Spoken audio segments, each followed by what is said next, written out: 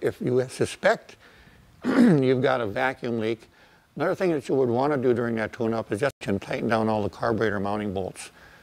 Things do heat up and expand and contract, and the gaskets shrink, so it could be that you might have a little bit of a leak in the carburetor base. You can also have a vacuum leak in the throttle shaft in the base of the carburetor.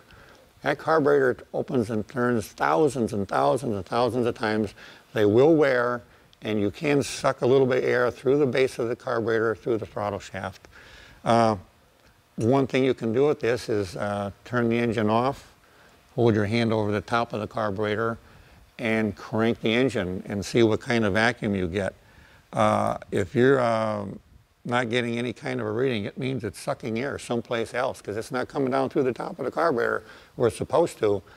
It's coming somewhere else, either the base of the carburetor, intake manifold, vacuum hoses. If you've got a later model car with air conditioning and heater controls and everything that run on vacuum, and you've got rough running and poor performance, check the rubber vacuum hoses. They can cause you all types of problems. But on this relatively simple engine, no air conditioning, you should be pretty much ready to go. You should at this point have a nice even needle on this vacuum gauge. It should be idling well, and you should be pretty well set. I can guarantee you, you take this car out on the road then, take it for a good ride and tromp on the gas, and you're going to get all kinds of brown smoke, and because it's just the way an internal combustion engine is, that's been run around town, run here, run there, or not run real hard. The first time you tromp on this older internal combustion engine, you're going to throw some stuff out the back. You're going to see brown smoke, maybe a little black smoke. Take it up the highway for a good run. By the time you get back, it won't do that anymore. They're not the most efficient engines in the world.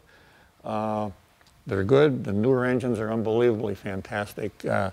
Just a quick note, like pulling that dipstick out of there. You pull that dipstick out of a new, brand new car with electronic everything, that oil will stay so much cleaner, so much longer today, because everything is controlled as far as timing, valve timing, fuel mixtures. The oil will stay. That's why we can get 8, 9, 10, 12,000 miles out of an oil change anymore, because of the electronics. The carburetors here were the problem. You could not control the fuel that much. And as a result, you did more oil changes, more maintenance, more engine wear. And if you live in a place where it's cold all the time, winter time, you're running on a real rich mixture a lot, and that indicates a lot of more engine wear. So at that point, you should be pretty much ready to go. There's still a lot to check on this car. How's the transmission? How's the clutch? How's the rear differential? How are the brakes? You know, but these are all things, if you're going to have a collector car and as a hobby, things you need to look at. So we should be good to go at this point as far as the engine and the tune-up is concerned.